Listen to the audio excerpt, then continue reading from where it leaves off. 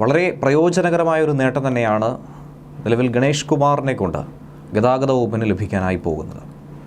കേരളത്തിന് അങ്ങനെ ലഭിക്കേണ്ട ആനുകൂല്യം കൃത്യമായി മേടിച്ചെടുക്കാനുള്ള മിടുക്ക് നിലവിലെ ഗതാഗത വകുപ്പ് മന്ത്രിയായ ഗണേഷ് കുമാർ കാട്ടിയാൽ ഉണ്ടാകുന്ന നേട്ടമെന്ന് പറയുന്നത് വളരെ മികച്ചതാണ്.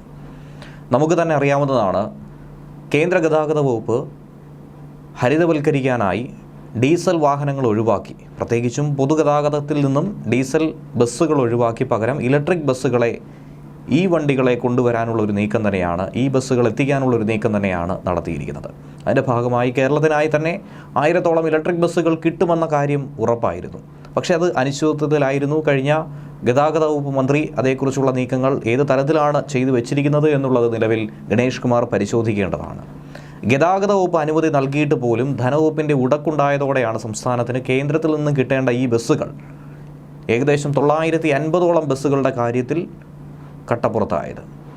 കേരളത്തിലെ നഗരങ്ങളിലൂടെ സർവീസ് നടത്താൻ പ്രധാനമന്ത്രി ഇ ബസ് സേവാ പദ്ധതി പ്രകാരമാണ് കേന്ദ്രം കേരളത്തിനായി 950-ഓളം ബസ്സുകൾ അനുവദിച്ചത്. പക്ഷേ ഇത് സ്വീകരിക്കാനുള്ള സമ്മതം അറിയിച്ച് ഗതാഗത വകുപ്പ് ഒക്ടോബർ 4-ന് കത്തയക്കുകയും ചെയ്തു. തുടർ നടപടികൾ സ്വീകരിക്കണമെന്ന് ധനവകുപ്പിനെ അറിയിച്ചിരുന്നു. പക്ഷേ ബാക്കി നടപടി ഒന്നും തന്നെ ഉണ്ടായിരുന്നില്ല എന്നാണ് മനസ്സിലാക്കാനായി കഴിഞ്ഞിരിക്കുന്നത്. അതിൻ്റെ ഭാഗമായി ഡിസംബർ 14-ാം തീയതി ഒരു ടെൻഡർ നടപടി നടന്നിരുന്നു. അതിൽ കേരളത്തിന് ഇടം നേടാനായി സാധിച്ചില്ല. കേരളത്തെ സംബന്ധിച്ചത് വലിയ നഷ്ടമായി തന്നെയാണ് നോക്കിക്കാണേണ്ടത്. നമുക്കറിയാവുന്നതാണ്, തിരുവനന്തപുരം നഗരത്തിലും മറ്റും KSRTC സ്വിഫ്റ്റ് പദ്ധതിയുടെ പേരിൽ ഇലക്ട്രിക് ബസ്സുകൾ നിരത്തുകളിൽ ഓടുന്നുണ്ട്. വളരെ മികച്ച രീതിയിൽ തന്നെയാണ് സർവീസുകൾ മുന്നോട്ട് കൊണ്ടുപോകുന്നത്. ഇലക്ട്രിക് ബസ്സുകൾ നിരത്തിലാകുമ്പോൾ അന്തരീക്ഷ മലിനീകരണം, അതുപോലെ ശബ്ദമലിനീകരണം, ഈ പറയുന്ന ഡീസൽ ഇന്ധനങ്ങളുടെ ഉപയോഗം കുറയുകയും പൊതുജനങ്ങൾക്കടക്കം വലിയ തോതിലുള്ളൊരു നേട്ടം തന്നെയാണ് ഇതിലൂടെ ഉണ്ടാക്കിയെടുക്കാനായി സാധിക്കുന്നത്. ഒപ്പം ഇന്ധന ചിലവ് കുറയ്ക്കാനായി കഴിയും. അങ്ങനെ ഒരു പദ്ധതി വളരെ മികച്ച രീതിയിൽ തന്നെയാണ് തലസ്ഥാന നഗരിയിൽ ഓടിക്കൊണ്ടിരിക്കുന്നത്. ഇത് കേരളത്തിലുടനീളം പ്രധാനപ്പെട്ട നഗരങ്ങളിലൊക്കെ തന്നെ നടപ്പിലാക്കാനാണ് കേന്ദ്ര സർക്കാരും ലക്ഷ്യമിടുന്നത്.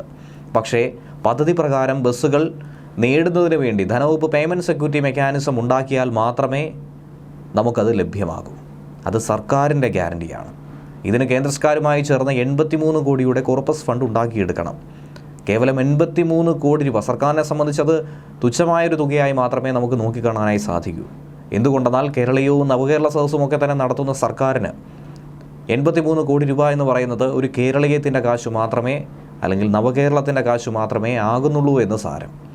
48 കോടി രൂപയാണ് ഈ 83 കോടിയിൽ സംസ്ഥാന വിഹിതമായി പറയുന്നത്.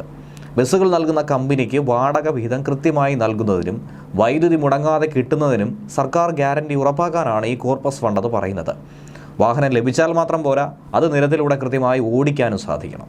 അതിനാണ് ഇത് വകയിരുത്തുന്നത്. നടപടിക്രമങ്ങൾ പാലിച്ച് മറ്റ് സംസ്ഥാനങ്ങൾ 3975 ബസ്സുകളാണ് നേടിയിരിക്കുന്നത്.